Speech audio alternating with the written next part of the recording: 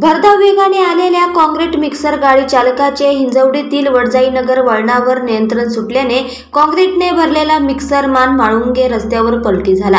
तिथून दुचाकीने जात असलेल्या 2 तरुणींचा मिक्सरखाली चिरडून दुर्दैवी मृत्यू झाला। मिक्सर काँक्रीटने गच्च भरला असल्याने ह्या तरुणींचा चेंदामेंदा झाला होता। त्यांची ओळख पटणे देखील अवघड झाले आहे।